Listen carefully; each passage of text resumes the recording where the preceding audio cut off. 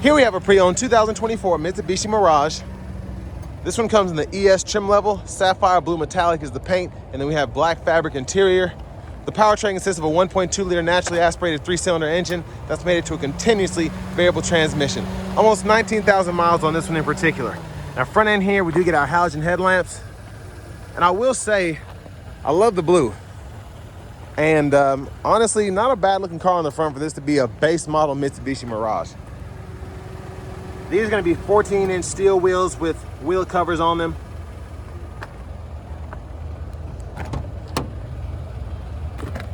And then door handle, rear window lock, power door lock controls, one touch up and down driver's side window. The other 3 windows are just regular power. Bottle holder there, power mirror controls, traction control. We do have forward collision alert, and we can toggle the gap there. Hood release right there. And then we do get a manual tilt steering wheel. And then here's our manual driver's seat, and we do get manual seat adjustment as well to push the seat bottom up or down if you're a shorter or taller person, depending on what you need there. Now, I want to give a huge thanks to Nissan of Cool Springs here in Franklin, Tennessee for allowing me to review this Mirage today. I'll leave a link below in the description. If you're looking to find the best price on one of these closer to home, click that third link down below. It takes just a minute to fill out your information, and I'll make sure the local dealers are fighting to get you the best price on this or whatever pre-owned vehicle you might be interested in. Now, I have the seat up front adjusted for someone of my size, being 6'3" with longer legs, so let's take a look at the rear seat room. I mean, I can fit back here, and honestly, the hairs on the top of my head is the only thing that's touching the headliner there, so there's something to be said about that for this segment. Bottle holder there. But I mean, this ES trim, relatively basic. And there's a look at the front.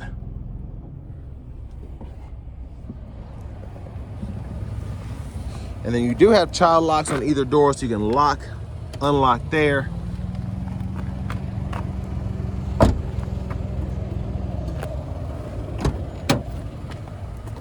Fuel door release is there.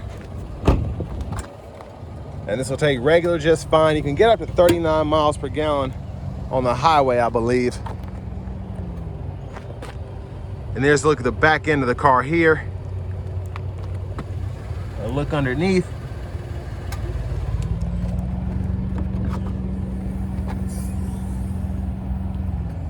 And there's the cargo space. We do have top tethers for the car seats integrated on the back of the seats themselves here.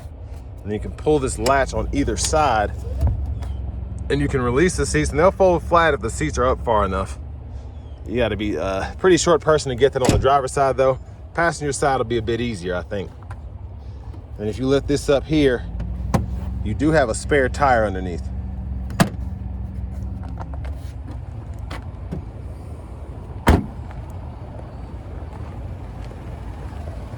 And then to this rear passenger side, is a look at the lower anchors right there.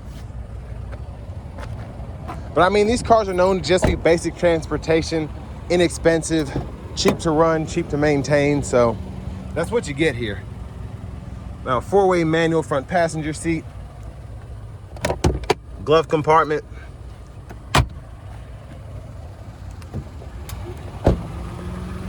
and then as we come back around to the front end, quick look in the engine bay. But there's that 1.2-liter naturally aspirated 3-cylinder engine. And it does have quite a small footprint, I will say that. Now, before we hop in the driver's seat, I'm going to show off the blinkers.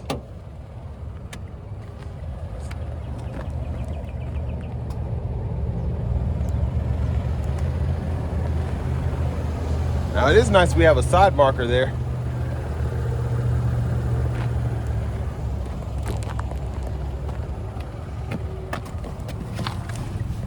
And now we're going to hop in the driver's seat. So hard plastic vinyl wrap steering wheel here. Actually a better sounding horn than I was expecting. Hazards are there. And then to the screen, home page, FM, AM, Bluetooth audio. Your setup here, if you want to set up the Bluetooth, the language. You actually have a lot of different options here, which is interesting. You know, most vehicles these days, they have English, and then you have Canadian French, then you have Mexican Spanish, just because it's a North American vehicle. But here you have all these different options, which is interesting. And Bluetooth is there. You can adjust the brightness of the screen there. Then you have a volume knob on the side. You can click that to mute. Then you also have wired CarPlay and Android Auto compatibility if you want to use that. And I mean, it's pretty easy to use. I like that it's so simple as well. And then if you're going to change the preset, you just hold that down. And then you'll see when there's a preset because it has a number right next to it. Now, backup cameras here. We don't have any guidelines that follow us as we turn the steering wheel. And then down here we have our single zone automatic climate control, so we can set that to auto there, adjust fan speed, temperature, cut the whole system off there, and then turn it back on by hitting a setting. And you can change your direction right in there, and you have your AC toggle here. You get a 12 volt here, running your radar detector, trying to get away from the cops. And then down here, USB-A port. A little slot here if you want to have your phone up while, I don't know if it'll fit there if you have a smaller phone, while it's on the charger. Bottle holders are here. And then for the shifter, just hit the brake and pull, reverse, neutral, drive, your sport mode there, and then you have your low mode there. Parking brake. There's a look at the back seat from up here. And then your lights. We do get a vanity mirror, which is pretty nice. And then over here, left side stock blinkers, low beams. And then if you had fog lights, this is what that would be for, but we don't on this model. And then your high beams, you activate them like that. Right side stock, we do have intermittent wipers. So one time off, intermittent low, high, and we can actually adjust the intermittent frequency right here. And then we have our intermittent rear wiper there. So that's for the fluid there, and the front fluid pull up there. Now, left side of the steering wheel, we can go through our track list, radio station presets there, volume up, volume down, Bluetooth controls, voice recognition. And on this right side, we have our cruise control. So you can turn that on or off. You'll get a little notification when it's on there. And then you can set your speed, cancel. And then our key is in the ignition right here. You can unlock, lock, and then you have your panic button right there. But next, let's go ahead and take this 2024 Mitsubishi Mirage ES out on the road for a test drive. So starting the test drive in this Mirage ES,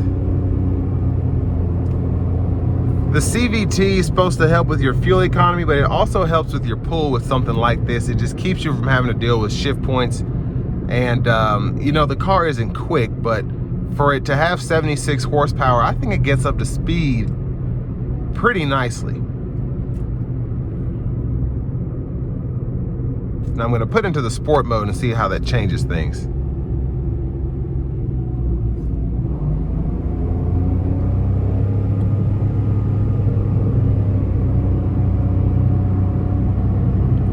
Now, definitely not flooring it, but I mean, not terrible.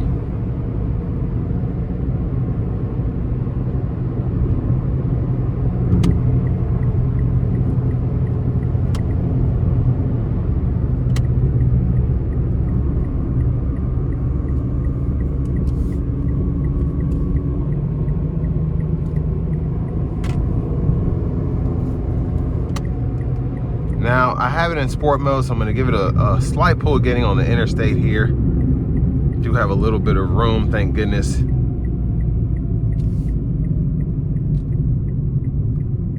But I probably won't need that much room. Here we go.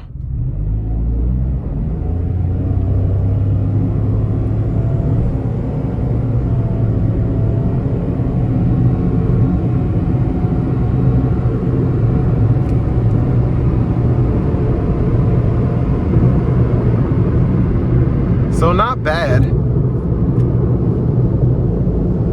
Again, this is no speed demon, so I think it's pretty impressive. Now I want to give one more huge thanks to Nissan of Cool Springs here in Franklin, Tennessee for allowing me to review this car today. I'll leave a link below in the description. But if you're looking to find the best price on one of these closer to home, click that third link down below. It takes just a minute to fill out your information, and I'll make sure the local dealers are fighting to get you the best price on this or whatever pre-owned vehicle you might be interested in. But honestly, coming down this stretch of the interstate, not bad. I mean, we have 14-inch wheels, so the road noise isn't gonna be that terrible. You can still hear the tires a little bit because of this rough patch of the interstate that needs to be redone. But ride quality isn't terrible either. Again, for this to be this basically subcompact car.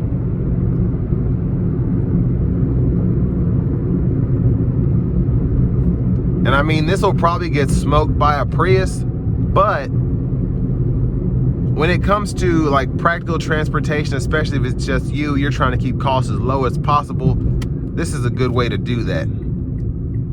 Again, just don't do anything dangerous trying to, get in front of somebody in traffic. You're always gonna be in the slow lane.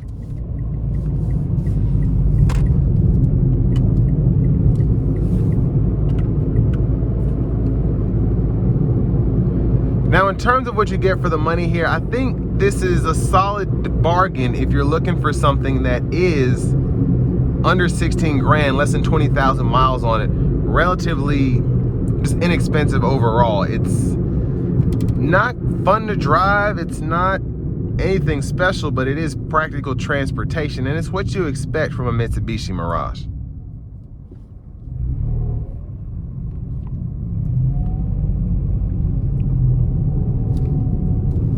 And I do feel like these are one of those cars that if you maintain them the way that you should, you could get 200, 250K out of these easy. And that's with city driving. So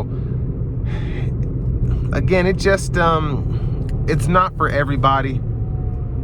And, Mitsubishi did not make this car for everybody. There's a specific, I feel like, niche market for these when it comes to just having the most inexpensive car possible that gets the job done. And you're not trying to do anything special. Maybe you're in a small town, the speed limit is 55, that's the highest you're ever gonna go. You'll be fine with this. You'll probably be really good with this based on these fuel prices. But me personally, not my cup of tea. But again, for those that are in this market, I think you know what you're getting into. You'll be happy with the price, you'll be happy with how cheap it is on gas, and you'll be happy with how cheap it is to maintain and operate overall.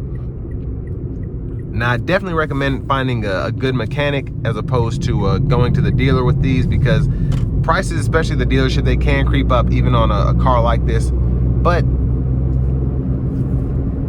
not too much to really fool with this simple of a powertrain. And with all that being said, this will bring me to the end of my review of this 2024 Mitsubishi Mirage ES.